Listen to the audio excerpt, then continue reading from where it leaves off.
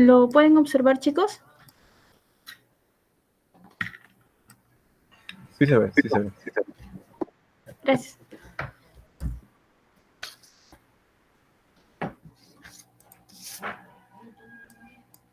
Ya, a ver.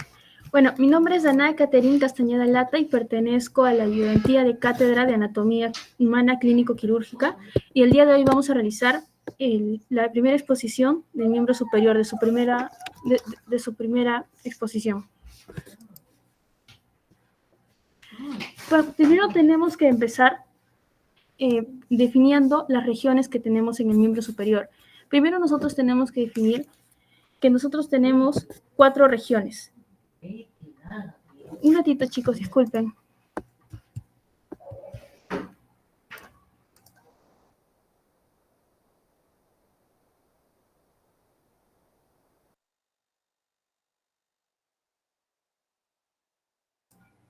Disculpen, chicos, ¿sí me pueden escuchar? Tengo problemas ahorita con el internet. ¿Se me logra escuchar? Sí, sí te escucho. Ok, gracias. Ya, continuando. Entonces, nosotros tenemos acá 4 regiones. Primero tenemos la región del hombro, en donde acá vamos a tener la región pectoral, la región deltoidea, la región escapular y la región axilar, en el cual está compuesta cada uno por el sistema óseo, el sistema muscular, y vamos a ver también la inervación, la irrigación y el drenaje venoso. Como ustedes saben, San Marcos tiene mayormente en su temario una anatomía no tanto descriptiva, sino topográfica. Entonces, cuando nosotros hablamos de topografía en anatomía, nos hablamos a base a las regiones. Cuando ustedes han llevado las prácticas en el anfiteatro, se han dado cuenta que los doctores les enseñan por regiones, no por sistemas, como suele suceder en otras universidades. Entonces, partiendo de ese punto, nosotros tenemos, como les menciono, la región del hombro. Luego teníamos la región del brazo con el compartimiento anterior, posterior, y también acá vamos a presentar la fosa cubital, la fosa del codo. Luego tenemos la región del antebrazo, en el cual está compuesto por 2 compartimentos, un compartimento posterolateral y un compartimento anterior. Luego aquí vamos a presentar 2 estructuras, tanto la parte del túnel del carpo y el canal de Bouillon. Luego ya en la última porción del miembro superior vamos a tener la región de la mano. Acá también vamos a tener distintas regiones, porque vamos a tener una región palmar o anterior, una región dorsal, una región palmar media, y dentro de esta también una región tenar e hipotenar. Entonces, como acá pueden estar viendo, por ejemplo, aquí podemos ver aquí la cintura escapular, la región escapular propiamente, el brazo, el antebrazo y la mano. Entonces, cuando nosotros queremos referirnos a osteología, que fue la primera clase que tuvieron, nosotros tenemos acá en la cintura escapular, que está compuesta tanto por el hueso de la clavícula y la escápula, también llamada omóplato. En el brazo nosotros vamos a tener un solo hueso, un conocido el húmero. En el antebrazo vamos a tener el radio, el cúbito o la ulna. Y en la mano vamos a tener 27 huesos, compuestos por el carpo, el metacarpo y las falanges. Y dentro del carpo vamos a tener el escafoides, o también llamado navicular, el semilunar o llamado lunatum, el piramidal, el pisiforme, el trapecio, trapezoide, el grande y el ganchoso. En cuanto a los falanges, que vendrían a ser los huesos que conforman los dedos, tenemos las falanges proximales, mediales y distales. Ahora, en la clavícula, nosotros tenemos acá el primer hueso. Este hueso es considerado un hueso plano, tiene forma de S itálica, y como vemos está compuesto justamente de una cara superior y una cara inferior. En la cara superior, nosotros vamos a tener que esta tiene una superficie lisa y está en contacto con la piel. Además, vamos a encontrar justamente y que está justamente adherido al músculo platisma. También en la parte de la cara inferior, esta es más rugosa, y aquí vamos a tener la inserción de varios músculos. Además que tenemos que en la cara inferior tenemos una figura cóncava, a diferencia de la cara superior. Ahora, nosotros en la clavícula vamos a tener 2 extremos. El primer extremo nosotros lo vamos a llamar como el extremo lateral o acromial, y en el extremo medial va a recibir el nombre del extremo esternal. ¿Por qué el extremo esternal? Porque justamente colindan con el esternón. Ahora, en el extremo lateral nosotros tenemos que es aplanada y está prolongada hacia atrás, mientras que en el extremo medial es más gruesa, más voluminosa y esta justamente, como les menciono, va a colindar con la carilla esternal. Ahora, nosotros tenemos un borde anterior y un borde posterior. Entonces, en el borde anterior nosotros tenemos que es cóncavo lateral el primer tercio de la clavícula y los 2/3 vienen a ser convexos en la parte medial. Y en el caso del borde posterior va a ser convexo lateralmente y cóncavo medialmente. Ahora, ¿por qué es importante también mencionarles un poco de clínica en la clavícula? Porque tanto en el tercio externo al tercio medio va a ocurrir la mayoría de fracturas. Y en cuanto a los orígenes musculares, a las inserciones propiamente musculares, nosotros, por ejemplo, vamos a tener que, por ejemplo, en el caso del origen muscular, que el origen muscular también se le conoce como la inserción proximal y la inserción muscular como la inserción distal. Entonces, nosotros vamos a tener acá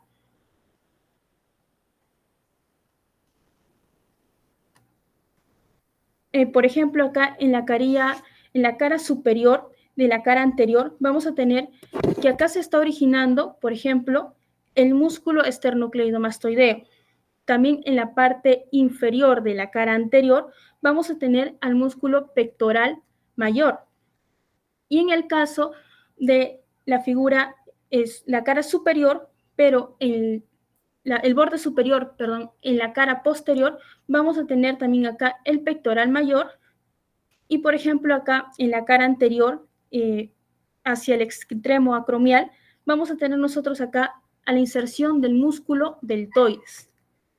Igualmente, este también lo vamos a encontrar en la cara inferior.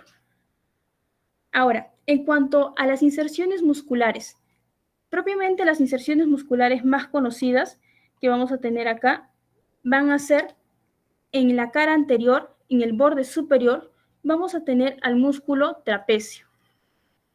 Y en el caso de la cara inferior, vamos a tener al músculo subclavio. ¿Y por qué, por ejemplo, es importante mencionar al músculo subclavio? Porque en esta zona de acá nosotros vamos a tener el surco, este de acá se llama surco, y aquí se va a insertar justamente el surco para el músculo subclavio. En cuanto a las inserciones de los ligamentos, que también es muy conocido, nosotros vamos a tener en cuenta que, por ejemplo, vamos a tener el ligamento costoclavicular que se va justamente a insertar en la cara anterior superior. Ahora, en la cara inferior vamos a tener que se van a insertar dos ligamentos más, dos ligamentos que me estarían formando uno solo. Por ejemplo, acá, en esta rugosidad podemos ver que aquí se va a insertar el ligamento trapezoideo y en la zona inferior se va a insertar el ligamento condilio. Y estos dos me van a estar formando lo que es el ligamento coracoclavicular. Ahora, para mencionarles unas cosas más sobre la clavícula, es mencionarle que este va a ser el primer hueso en osificarse y es justamente el último en fusionarse. También se debe justamente a ello que en la clínica esté muy constante para que pueda ocurrir una fractura. Bueno, acá en el siguiente hueso, en la escápula, nosotros vamos a tener justamente, primero tenemos que delimitar que va a tener una forma triangular. Entonces, como nosotros vamos a ver que tiene una forma triangular, vamos a ver que tiene tres bordes, un borde superior, un borde medial y un borde lateral. Y así como esto va a tener también tres ángulos, un ángulo superior, un ángulo medial y un ángulo lateral. Aquí pueden observarse el ángulo superior, el ángulo inferior y también los bordes, el borde superior, el borde medial y el borde lateral. Ahora, en la cara anterior también vamos a tener distintas estructuras que justamente están formando y por ejemplo vamos a tener acá que en la cara anterior vamos a tener nosotros acá por ejemplo la escotadura de la escápula, que no sé si lo pueden observar acá. En este orificio que estamos colindando nosotros con el borde superior, vamos a tener acá la escotadura de la escápula. Luego vamos a tener acá, por ejemplo, al cuello de la escápula. Justamente acá es donde se va a insertar aquí va a estar, mejor dicho, presente la cavidad glenoidea y es aquí donde se inserta la cabeza del húmero. Ahora, como les mencioné, este de acá es el borde lateral y acá este de acá es el ángulo inferior. Este de acá era el borde medial y este de acá es el ángulo superior. Entonces, nosotros vamos a tener, por ejemplo, ya en la parte central anterior, esto que va a ser llamada la fosa subescapular. Y, por ejemplo, en la parte más superior vamos a tener acá el acromio. ¿Se acuerdan que nosotros teníamos en la clavícula una porción que se llamaba la porción, el extremo acromial? Pues es justamente porque colinda con el acromio de la escápula. Ahora, esto es en la cara anterior. En la cara posterior nosotros vamos a tener justamente, primero, también vamos a tener justamente los tres bordes. Acá, por ejemplo, vemos, ¿no?, el borde medial, el borde lateral, el borde superior, al igual que el ángulo superior y el ángulo inferior. Ya, esta prominencia que podemos observar se llama la espina de la escápula y esto es muy importante porque me va a delimitar varias estructuras. Por ejemplo, de la espina de la escápula voy a tener en la parte superior la fosa supraespinosa y en la parte inferior voy a tener la fosa infraespinosa. Ahora, nosotros acá, como menciono, vamos a tener justamente el acromio y acá, por ejemplo, se le conoce también como el ángulo del acromio. Listo. Ahora, en cuanto a las inserciones musculares, nosotros vamos a tener en cuenta que, por ejemplo, vamos a, por ejemplo, tener en cuenta acá en la cara anterior varios orígenes y también varias inserciones. Por ejemplo, acá vamos a tener, por ejemplo, el músculo subescapular en la cara anterior. Y nosotros también, por ejemplo, en la parte inferior vamos a tener la inserción del músculo de serrato anterior. Ahora, en la parte más lateral, cerca inferior de la cavidad glenoidea, vamos a ver que se va a insertar, va a ser el origen del músculo tríceps braquial, sobre todo de la cabeza larga. Y acá, en la parte superior, vamos a tener el músculo homoyoideo. Y en el caso del acromio, vamos a ver que en la parte inferior se va a estar originando el músculo deltoides, que justamente continuaba con la inserción en la escápula. O sea, el deltoides se origina tanto en la zona inferior del acromio como en la zona inferior de la clavícula. Ahora, para mencionarles también, por ejemplo, que por ejemplo aquí en la escotadura de la escápula vamos a tener dos estructuras que es importante delimitarlas. Primero vamos a tener justamente la arteria y el nervio supraescapular, en el cual nosotros vamos a tener también un tendón, un ligamento, perdón, que como observamos, la estructura que pasa debajo del ligamento va a ser la arteria, y no, perdón, el nervio, y no la arteria. ¿Por qué? Porque si nosotros tuviéramos la arteria, por ejemplo, debajo del ligamento, vamos a tener el atrapamiento de la arteria, el cual nos traería diferentes dolencias justamente a nivel del hombro. Por lo cual es la arteria que está debajo, perdón, el nervio que está debajo y la arteria que está sobre el ligamento. En cuanto a mencionarles un poco de clínica, tengo que mencionarles, por ejemplo, acá este famoso nervio que está en el músculo serrato anterior. Nosotros tenemos al nervio torácico largo o de Charles Bell. ¿Qué sucede cuando nosotros tenemos una compresión en este nervio? Vamos a tener justamente la famosa escápula alada. Esta es la sensación que se nos va a dar porque propiamente la escápula alada es la luxación propia de la clavícula. Aquí vamos a ver que justamente tenemos al nervio tanto entre también el escaleno medio y el escaleno posterior. Ahora, en los orígenes y las inserciones musculares, pero ya hablando en la cara posterior, ¿se acuerdan que yo les mencioné que teníamos acá la espina? Pues, así como la espina me delimita las dos fosas, la supra y la infraespinosa, también me va a delimitar varios músculos. Por ejemplo, acá vamos a tener al músculo supraespinoso y acá al músculo infraespinoso. También acá vamos a tener la inserción del músculo deltoides y, por ejemplo, acá vamos a tener a los músculos tríceps braquial, al músculo redondo menor y al músculo, el músculo tóraco dorsal. También nosotros vamos a tener en cuenta que, por ejemplo, vamos a tener ciertas estructuras que se van a delimitar.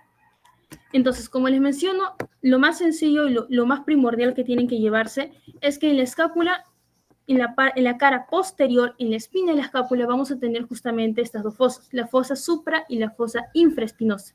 Y es muy sencillo de recordar los músculos, el músculo supraespinoso y el músculo infraespinoso. Ahora, en el caso del húmero, nosotros acá, por ejemplo, vamos a tener ya el primer hueso de la región del brazo.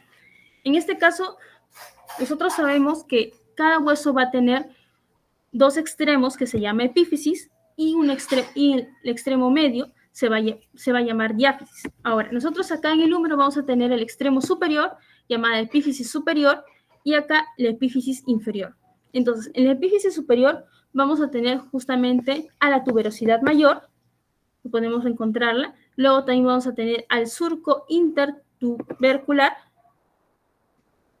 y también vamos a tener, por ejemplo, a la tuberosidad menor.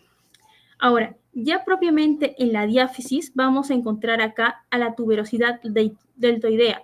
Como les mencioné, tanto en el acromio como en la clavícula se originaba el deltoides, pero donde ya se inserta acá en la tuberosidad deltoidea del húmero. Luego también vamos a tener justamente la apófisis supracondilia y vamos a tener ya en el caso de la epífisis inferior el cóndilo y la tróclea. Aquí podemos observar justamente el cóndilo y aquí la tróclea. Ahora, en el caso de la cabeza, en caso de la vista posterior, aquí, por ejemplo, vamos a poder observar claramente la cabeza del húmero. Y es importante que les mencione que, por ejemplo, en el caso del húmero del miembro superior, nosotros vamos a ver, por ejemplo, acá 2/3 de toda la parte de la epífisis superior que corresponden a la cabeza del húmero y nos da justamente la articulación en la cavidad glenoidea. Y esto es importante porque nosotros en el miembro superior, por ejemplo, podemos hacer la circunvolución, que vendría a ser justamente la extensión, la flexión, la aducción y la abducción. Entonces, este conjunto de movimientos en 360 grados que podemos realizar justamente se debe también a la porción de la cabeza del húmero que nosotros estamos teniendo aquí en la parte superior. Ahora, como menciono, esta es la cabeza del húmero. Acá vamos a tener justamente el cuello anatómico y el cuello quirúrgico. ¿Por qué es importante mencionarles el cuello quirúrgico? Porque en el cuello quirúrgico nosotros vamos a tener bastantes fracturas en el húmero. Ahora, acá vamos a tener justamente también el surco para el nervio radial. Y acá pues vamos a tener también al epicóndilo medial y al epicóndilo lateral. Epicóndilo medial, epicóndilo lateral. Ahora, en el caso del radio y del cúbito, o llamado también ulna, nosotros vamos a tener que, por ejemplo, acá en el radio, vamos a tener también la cabeza del radio, el cuello del radio, la tuberosidad del radio. Aquí en la diáfisis de ambos huesos solamente vamos a poder observar la membrana interósea y en el caso de la epífisis inferior vamos a poder observar la apófisis estiloides, el tubérculo dorsal y la escotadura cubital. Entonces, acá justamente podemos observar.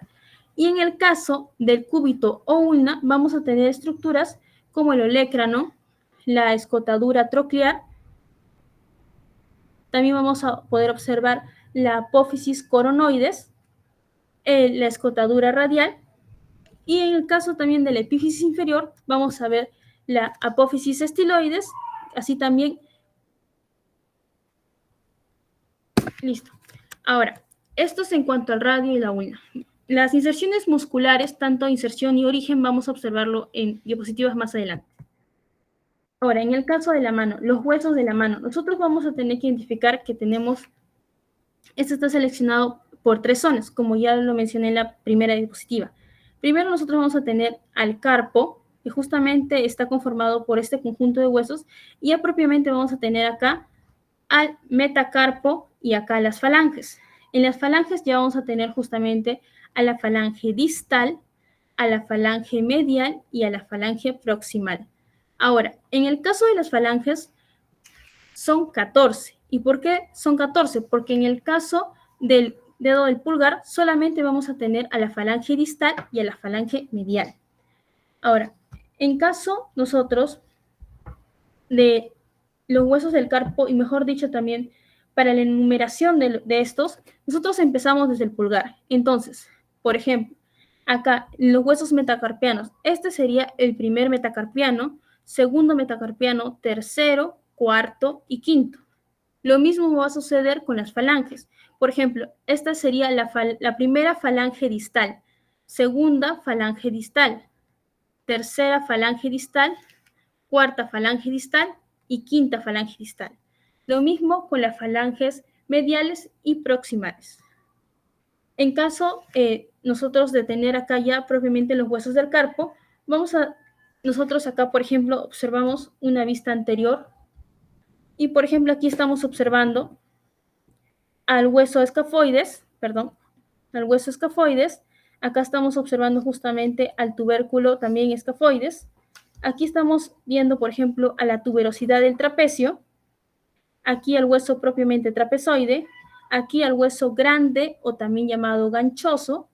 Acá, por ejemplo, también estamos viendo al pisiforme que está sobre el piramidal. Y, por ejemplo, también aquí estamos viendo al hueso grande y aquí al hueso semilunar.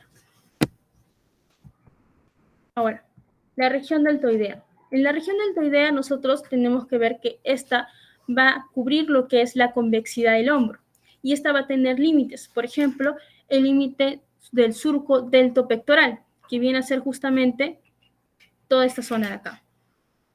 Entonces, por ejemplo, acá nosotros estamos observando la vena cefálica que está entre el músculo deltoides y el músculo del pectoral mayor. Ahora, el músculo deltoides propiamente va a tener justamente el origen en el labio inferior de la clavícula y en el caso de la inserción, ¿dónde se inserta? Pues en la tuberosidad deltoidea del húmero, como ya les había mostrado. Propiamente en cuanto a las funciones del deltoides, vamos a tener que, por ejemplo, en la cara anterior vamos a tener una rotación medial y la flexión del hombro. En el caso de la cara medial vamos a tener una abducción de 15 a 90 grados y en el caso de la cara posterior vamos a tener una rotación lateral y una extensión del hombro. ¿Quién inerva al deltoides? Pues el nervio axilar. Y aquí, por ejemplo, podemos ver también las 3 porciones. Aquí podemos ver la porción también anterior, la porción medial y la porción posterior. Ahora, la fosa axilar.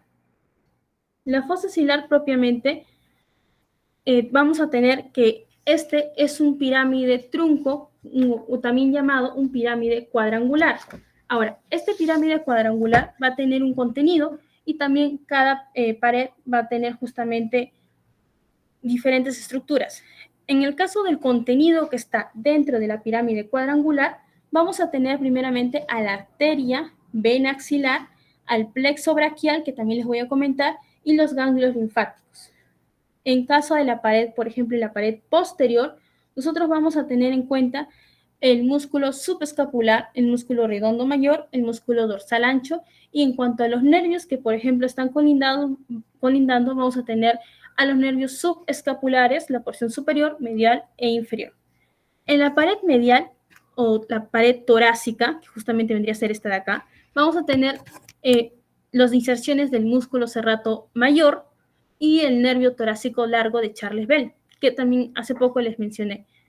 La pared lateral, por ejemplo, que sería esta porción de acá, vamos a tener al músculo coracobraquial y al músculo bíceps. Y en el caso del vértice, vamos a tener justamente la clavícula, la primera costilla, el plexo braquial y, como mencioné, los ganglios linfáticos. Y sobre todo, de estos ganglios linfáticos, el ganglio apical.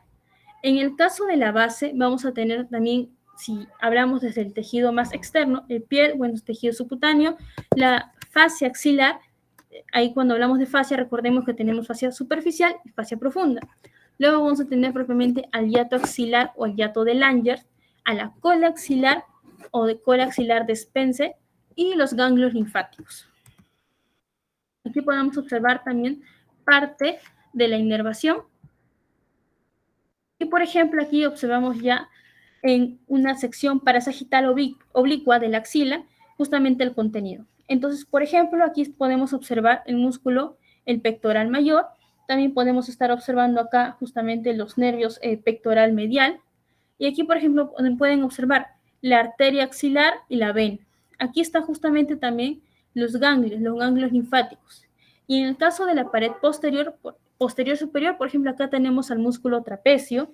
Aquí también estamos teniendo al músculo supraespinoso. Aquí estamos teniendo al músculo infraespinoso. Pasando la escápula vamos a tener al músculo subescapular. Acá tendremos en la parte inferior de la escápula al redondo mayor y inferior a este el músculo dorsal ancho. Listo. En caso de los manguitos de los rotadores, como les acabo de mencionar hace poco, los manguitos de rotadores justamente nos ayuda en esta función de las cuatro funciones que nosotros tenemos en el miembro superior, que sería la extensión, la flexión, la aducción y la abducción. Entonces, ¿qué músculos me están conformando? Ahorita vamos a ver justamente cada una de las secciones de cada músculo. Primero vamos a empezar con los músculos subescapular. Ahora, el músculo subescapular, vamos a tener en cuenta que su origen va a ser la fosa subescapular.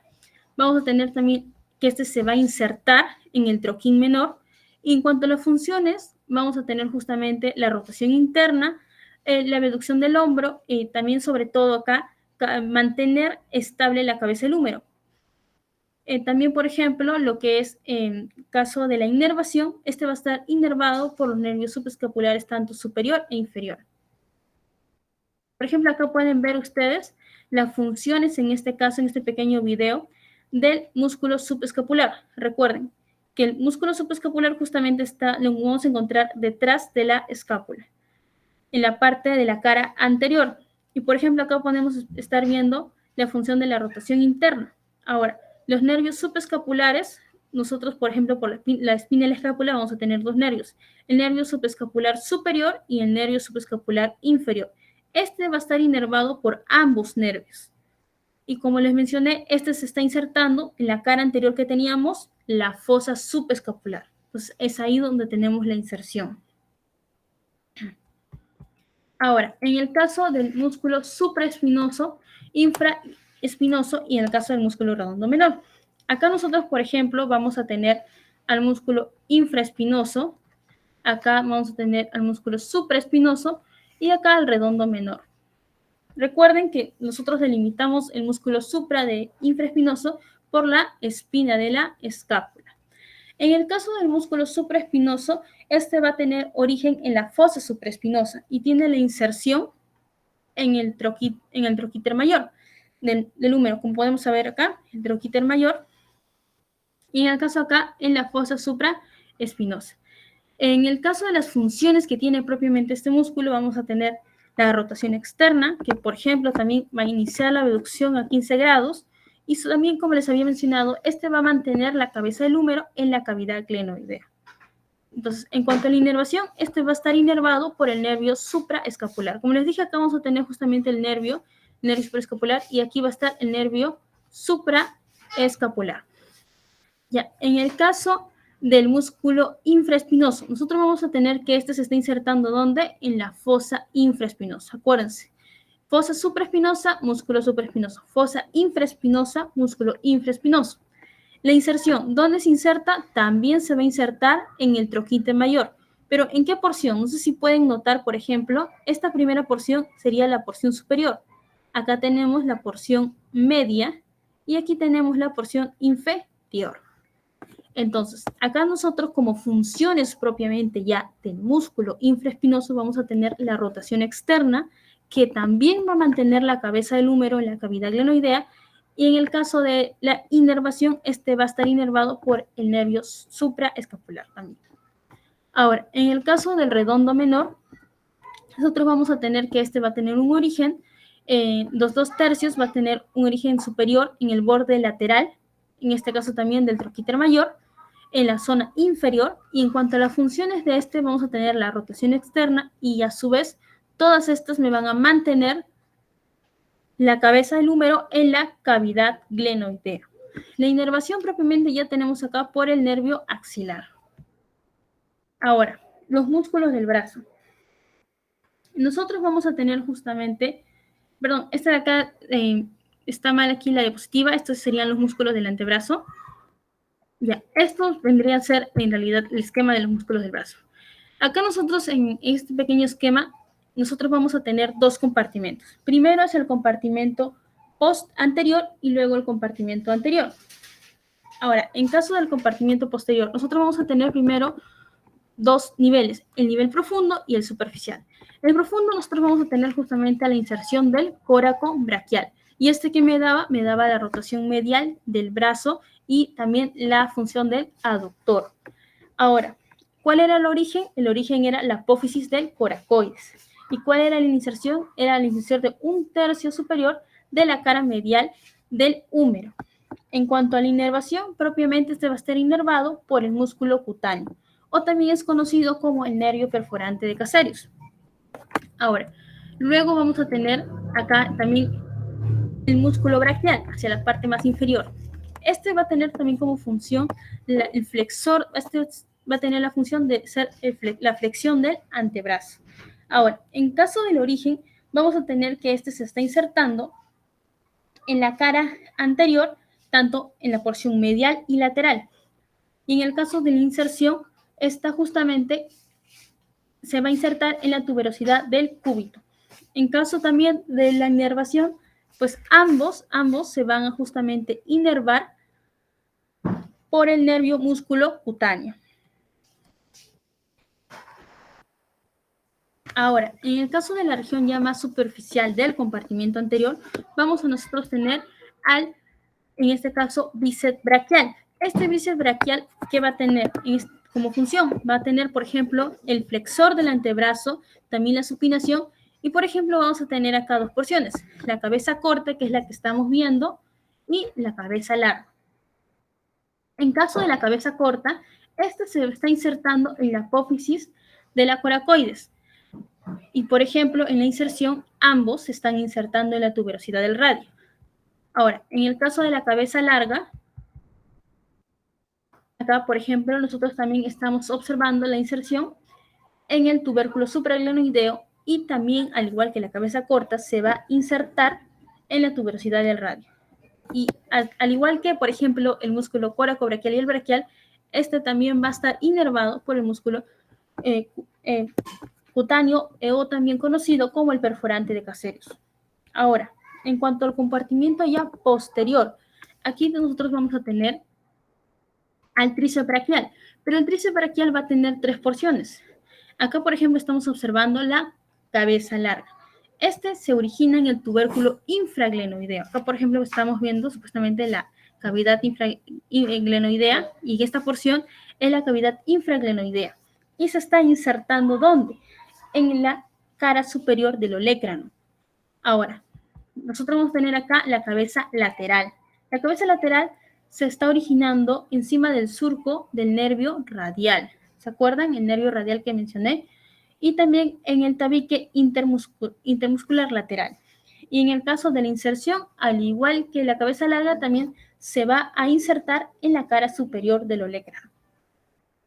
En el caso de la extensión, perdón, de la cara medial, vamos a tener también que justamente, primeramente, el origen, vamos a tenerlo debajo justamente del surco del nervio radial, y en el caso de la inserción, al igual que estas tres se van a insertar justamente en la cara superior del olecrano.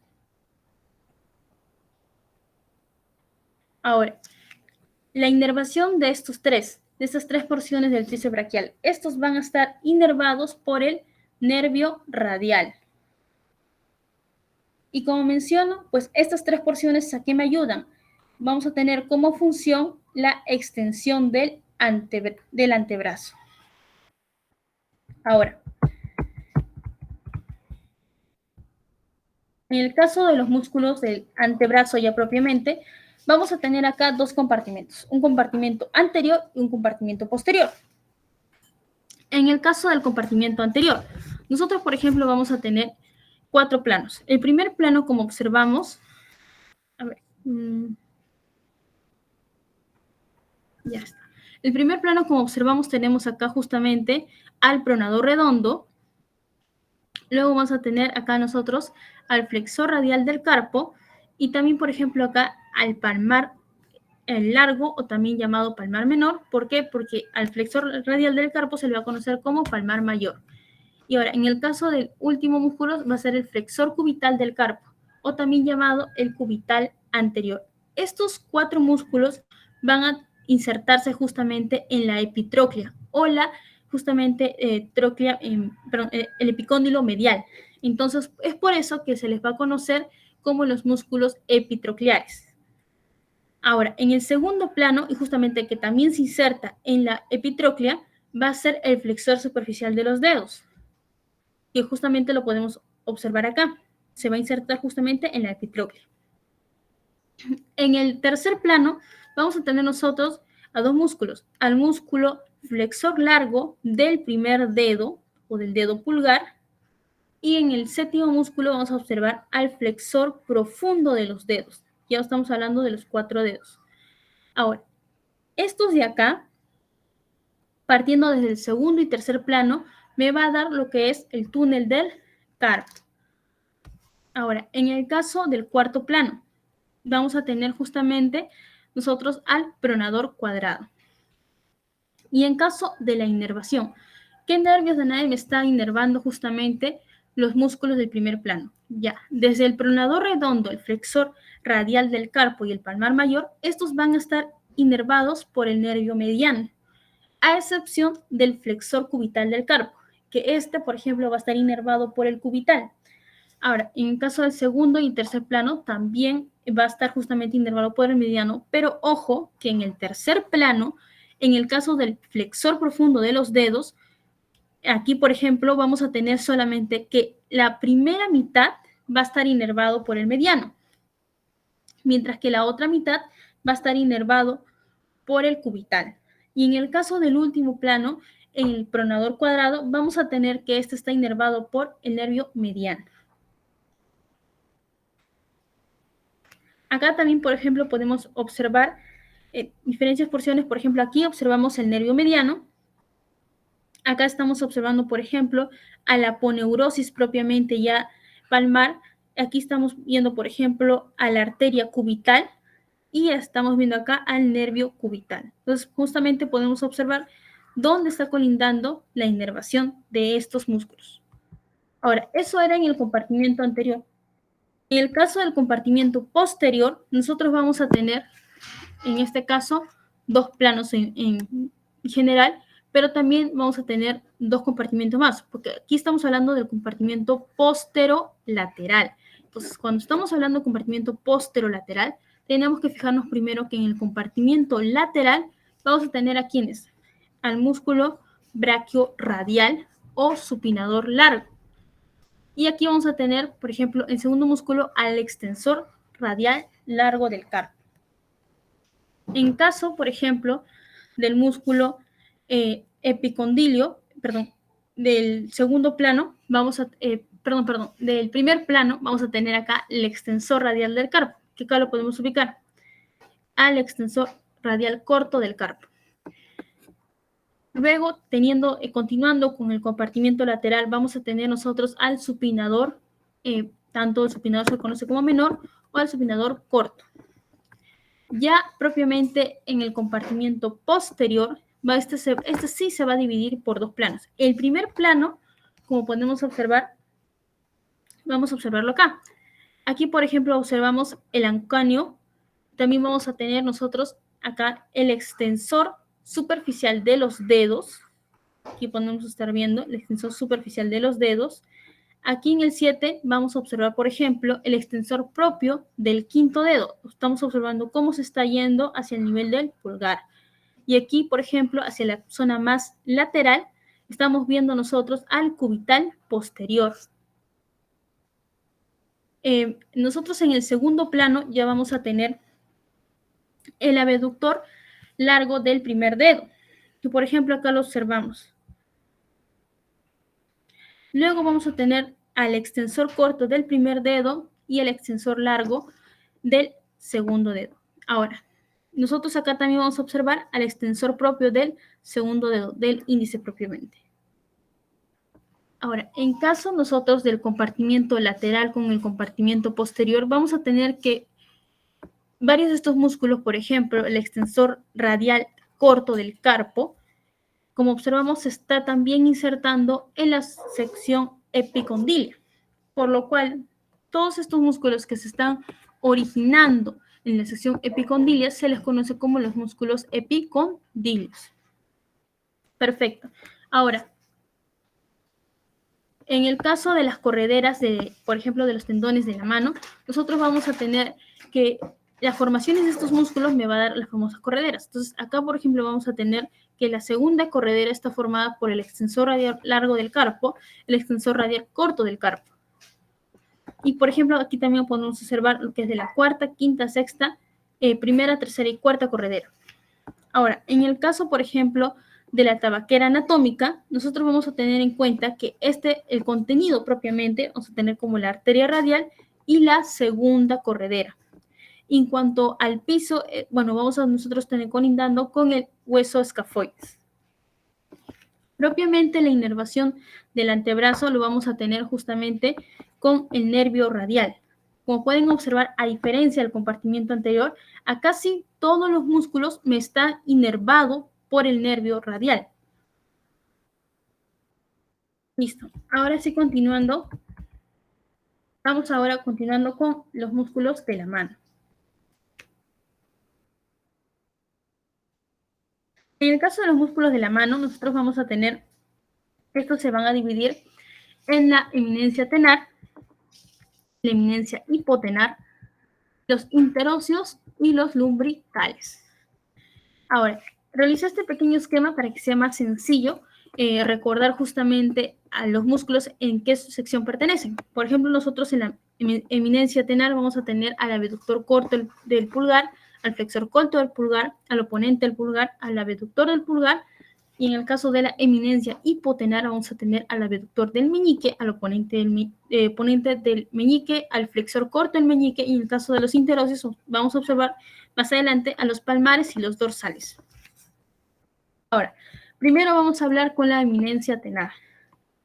Entonces, nosotros vamos a tener primero al abductor corto del pulgar. Aquí, por ejemplo, podemos tener al abductor corto y estamos viendo, este es el primer abductor corto del pulgar. Luego vamos a tener, al flexor corto del pulgar. Luego también vamos a tener acá al oponente del pulgar y vamos a tener al aductor del pulgar. Todos estos de acá, los primeros tres, están inervados por el nervio mediano, mientras que en el caso del aductor del pulgar está inervado por el nervio cubital de la rama profunda.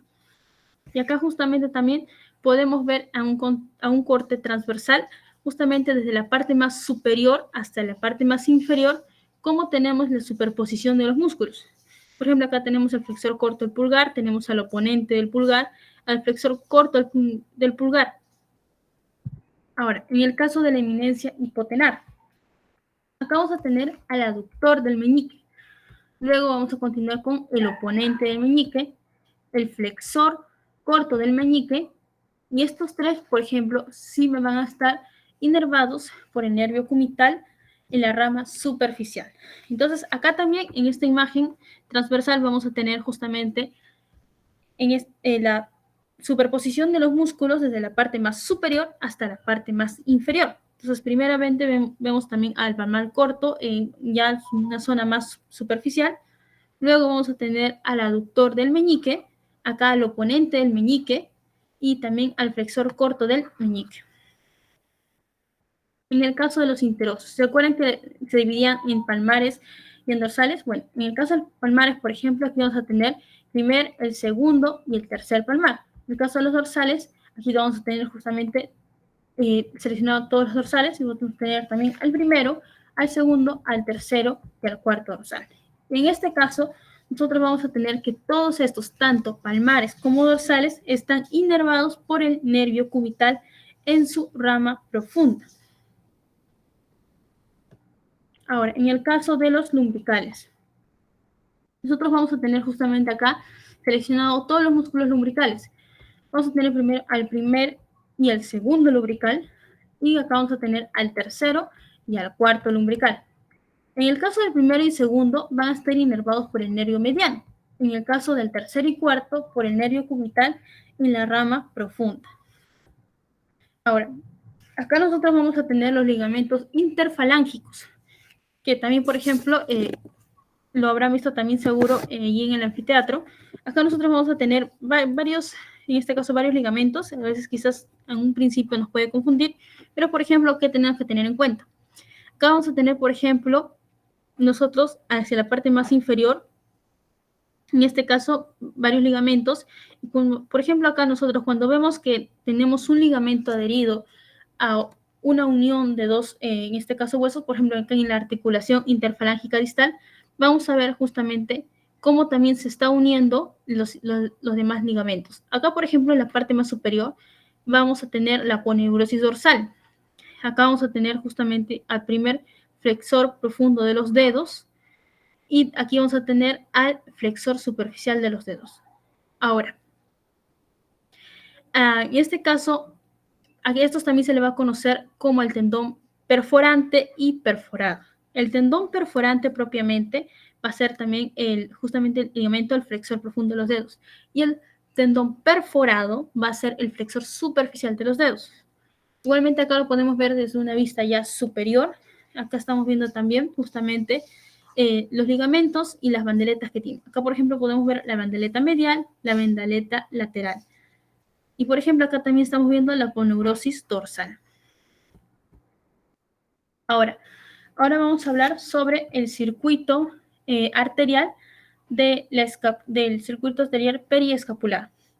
Bueno, como les mencioné justamente acá, vamos a tener nosotros distintas ramas porque va a estar bien irrigado, por lo cual, primeramente, nosotros empezamos por ¿cuál? Nosotros vamos a empezar por la arteria circunfleja humeral posterior, que esta a su vez va a venir también de la arteria justamente circunfleja humeral superior y circunfleja humeral inferior.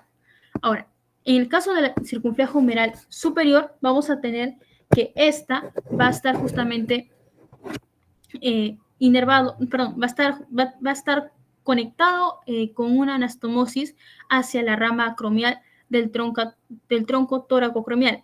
Y esta, con la arteria circunfleja humeral posterior, va a ser rama de la arteria axilar. Ahora, esta arteria axilar también, ¿qué me da? Me da la arteria subescapular. Y esta arteria subescapular me va a dar también a la arteria circunfleja de la escápula.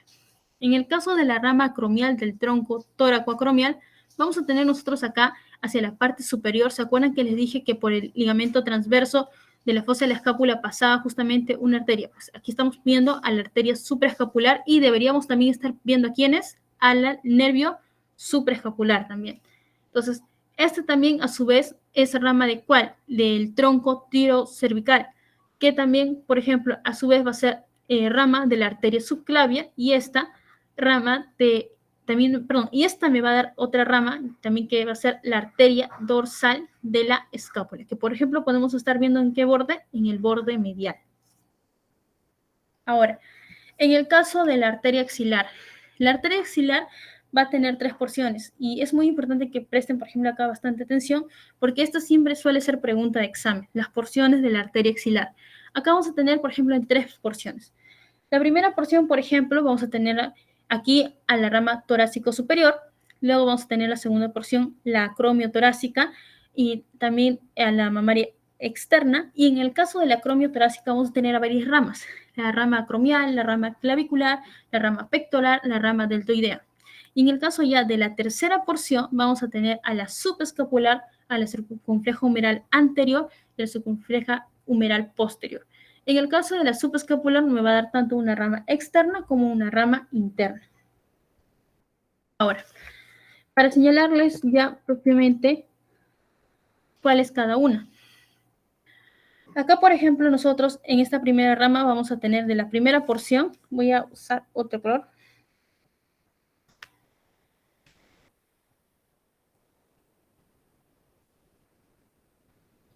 Acá, por ejemplo, vamos a tener en la primera porción, acá tenemos a la arteria torácica superior que viene a ser justamente parte de la primera porción. Luego, en la segunda porción vamos a tener nosotros al tronco tóraco-acromial. Entonces, por ejemplo, acá podemos observar, acá el tronco viene a ser justamente esto, la unión de una pequeña sección donde de esta se van a desprender varias ramas. Entonces, acá, por ejemplo, estamos viendo al tronco tóraco-acromial. Y de estas me están saliendo las ramas justamente clavicular, acromial, deltoidea y pectoral. Luego vamos a tener dentro de la segunda porción también lo que vendría a ser justamente la arteria torácica lateral. Y vamos a poder observar la arteria torácica lateral. Y en el caso ya de la tercera porción, vamos a tener nosotros a la arteria subescapular. Entonces, por ejemplo, acá podemos observar la arteria subescapular y esta me está dando dos ramas. Me está dando la torácica dorsal y la torácica dorsal y la circunfleja escapular. Ahora, tenemos acá también en la misma tercera porción, acá vamos a tener justamente a la arteria circunfleja humeral anterior y acá hacia la porción más posterior a la arteria circunfleja humeral posterior. Ahora, en el caso de la arteria humeral, nosotros justamente vamos a tener, en este caso, tres ramas. La humeral profunda, la colateral interna superior, la colateral interna inferior. Y, por ejemplo, en el caso de la arteria humeral profunda, me va a dar justamente la rama deltoidea, la colateral radial y la colateral medial. Entonces, por ejemplo, podemos observar acá justamente, bueno, acá como sabemos ya estamos en la última porción de la rama axilar, y acá, por ejemplo, tendría que ser justamente la arteria humeral o braquial. Entonces, acá vamos a tener también justamente estas ramas. Por ejemplo, acá tenemos la arteria profunda, esta que se está yendo por la parte posterior. Esta de acá, por ejemplo, me va a dar ¿qué ramas? La arteria colateral radial. Y, por ejemplo, hacia esta parte de acá, vamos a tener acá la colateral medial. Entonces, esta es la colateral lateral, la colateral medial. Ahora, aquí en la parte posterior medial, vamos a tener justamente a la colateral cubital superior y, por ejemplo, acá continuando con la arteria humeral, vamos a tener justamente a la arteria colateral cubital inferior. Listo. Ahora, en el caso del circuito de las arterias del codo, he realizado esta pequeña animación para que sea mucho más entendible. Acá, por ejemplo, nosotros vamos a tener justamente la arteria braquial. Luego vamos a tener acá, hacia la parte más inferior, que me va a dar dos ramitas. Lo podemos observar acá. La arteria braquial o la arteria humeral me está dando la arteria radial y me está dando la arteria cubital. Ahora, la arteria braquial, la primera justamente rama posterior sería la arteria braquial profunda. Esta tenía dos ramas. Entonces, la primera, hacia la parte más lateral anterior, va a ser la colateral radial y la de atrás va a ser la colateral medial. Ahora, en el caso, por ejemplo, continuando con la colateral lateral, con la colateral radial, que era la de acá, nosotros vamos a tener la arteria recurrente radial. ¿Por qué es la arteria recurrente o a qué se le denomina arteria recurrente? Cuando nosotros estamos regresando hacia una zona. Entonces, cuando estamos regresando a una zona siempre se llama recurrente. Entonces, esta de acá es la arteria recurrente radial. Ahora, de la arteria humeral hacia la rama, hacia la parte posteromedial, vamos a tener a la arteria colateral cubital superior. Luego vamos a tener acá a la arteria de la rama colateral cubital anterior. Y vamos a tener justamente acá propiamente a la rama recurrente cubital posterior. Recordemos que justamente estamos aquí en la cara posterior. Ahora, justamente de esto vamos a tener acá nosotros la arteria recurrente cubital, y de la arteria recurrente cubital estamos continuando con la arteria interósea común. Y como ustedes están viendo, me está dando dos ramas. La primera es la arteria interósea posterior, porque miren, se está yendo justamente detrás del radio, Y acá, justamente, si vamos ya, regresamos justamente, como les mencioné hace ratito, nosotros estaríamos acá ya en la arteria recurrente interósea. Ahora, ya en la porción posterior, lateral, vamos a tener también acá la arteria colateral medial. Esta era la colateral del radio. No se olviden la colateral radial. Esta es la colateral medial. Aquí podemos ver justamente todas las ramas del circuito arterial del codo. Ahora, continuando con la irrigación, tendríamos dos arterias que ya habíamos delimitado, la arteria radial y la arteria cubital. Este justamente es un pequeño esquema que nos define justamente las ramas más principales. Perdón, propiamente todas las ramas. Acá tenemos justamente que esta se va a dividir en la arteria recurrente radial. Acá tenemos la rama palmar superficial. De esta también se divide en la rama transversa anterior del carpo. Y en el caso de la arteria cubital, vamos a tener a la recurrente cubital, que me va a dar la rama anterior y posterior, a la interosa común, que ya les mostré, que me va a dar la interosa anterior y la interosa posterior, a la rama transversa anterior del carpo y a la rama dorsal del carpo. Ahora, en el caso del drenaje venoso, nosotros acá vamos a tener, por ejemplo, la vena axilar. ¿Y cuál es la diferencia, chicos, entre nosotros hablar de irrigación con drenaje venoso? En el caso del drenaje venoso, nosotros estamos justamente yendo desde la zona más distal hacia la zona más proximal, pues justamente está drenando una vena sobre otra. Por eso se llama drenaje venoso. Entonces, si nosotros en sí deberíamos explicar desde la forma, desde las venas más delgadas, por ejemplo, desde acá en este caso desde la vena braquial, ¿no? Y aquí, por ejemplo, que está drena en la vena axilar y de la vena axilar, esta está drenando a la vena subclavia. Y, por ejemplo, esta siempre es pregunta, ¿cuál es la última porción de vena que está drenando la vena subclavia? Pues la vena axilar. Pero para fines más didácticos siempre se enseña de la forma como se menciona en las arterias. Entonces, acá, por ejemplo, tenemos la vena subclavia. Esta va a tener también, pues, bueno, esta está drenando, está recibiendo justamente de la vena tóraco-epigástrica. Acá tenemos justamente la vena axilar, como mencioné, y ¿quién le drena la vena axilar? Pues la vena tóraco-dorsal. Propiamente ya en la porción es más superficial, porque esta es la porción profunda, vamos a tener también acá en el surco pectoral, tenemos acá la vena cefálica. ¿Se acuerdan que les mencioné en una de las primeras diapositivas? Luego acá tenemos justamente al hiato de la vena basílica y aquí propiamente a la vena basílica. Bien. Acá, por ejemplo, también teníamos acá a la arteria axilar. Disculpen, la imagen se tapó, pero propiamente es lo mismo. Aquí teníamos también a la vena basílica y a la vena braquial. Y ahora, por ejemplo, al sistema venoso del antebrazo. Nosotros, por ejemplo, vamos a tener, como les mencionaba, nosotros en el brazo íbamos a tener nosotros a la vena basílica. Pero ya nosotros, propiamente, cuando estamos llegando a la zona del antebrazo, vamos a tener justamente estas porciones. Vamos a tener primero acá a la vena basílica y acá a la vena cefálica. Acá, por ejemplo, podemos ver tanto la inervación como el drenaje venoso. Entonces, acá, por ejemplo, cuando estamos nosotros a nivel del codo, esta famosa M, la M del codo, es justamente que siempre se forma. ¿Y quiénes la están conformando? Por ejemplo, acá estaría conformando justamente la vena cefálica accesoria, perdón, la vena mediana de cefálica, y aquí estaría uniendo también la vena mediana basílica. Ambas me estarían formando justamente la famosa M, en este caso del sistema venoso. Y estas, ¿a quién me están, bueno, estas en todo caso, ¿de quién me están drenando? Porque esa sería la forma correcta de decirlo.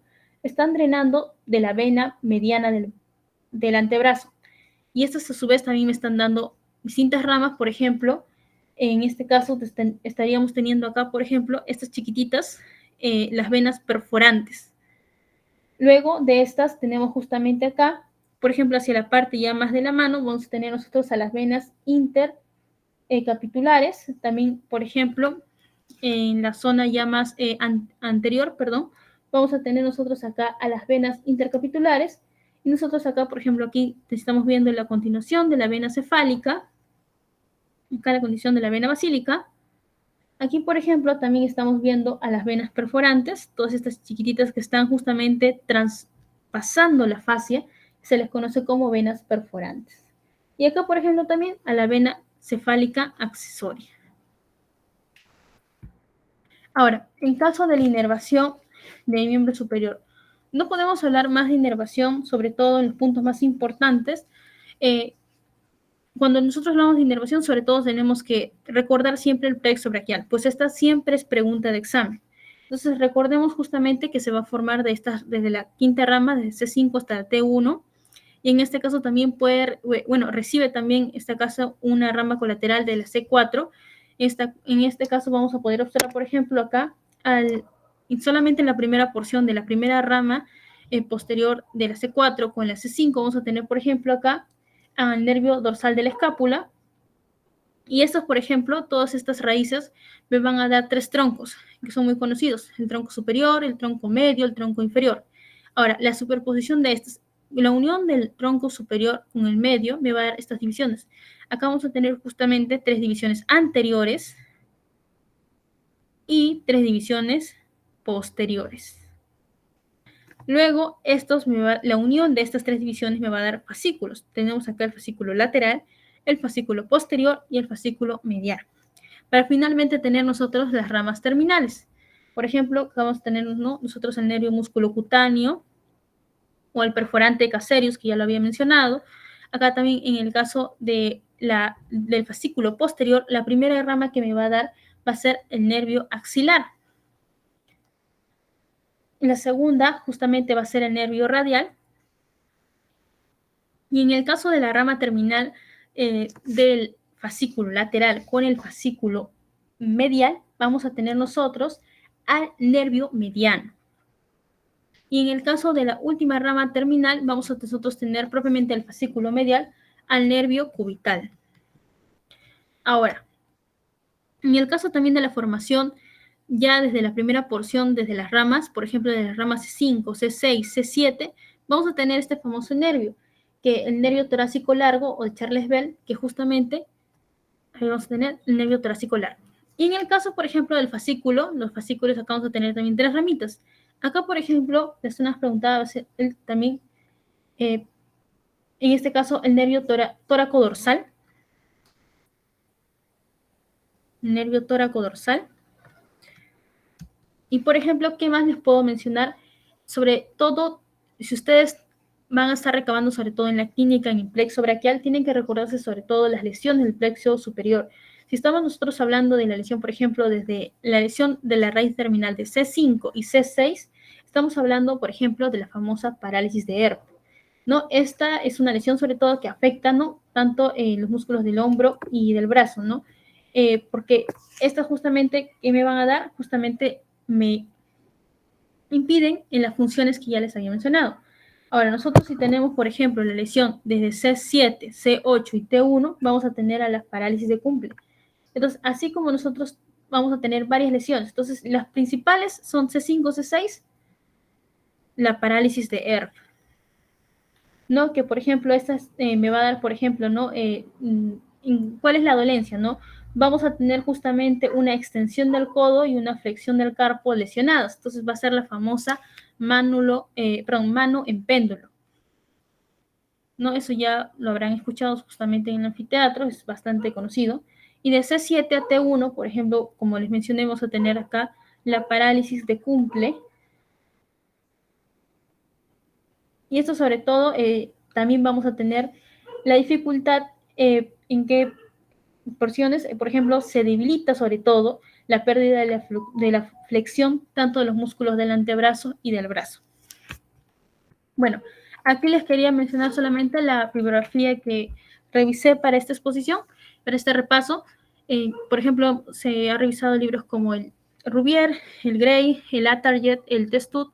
Utiliza varias imágenes del Atlas de Netter, también el de Gray, y también me ayudé en el Atlas Human Body 2023 para las animaciones. Bueno, eso sería todo, chicos. Muchas gracias. Muchas gracias por su atención. ¿Tienen alguna pregunta?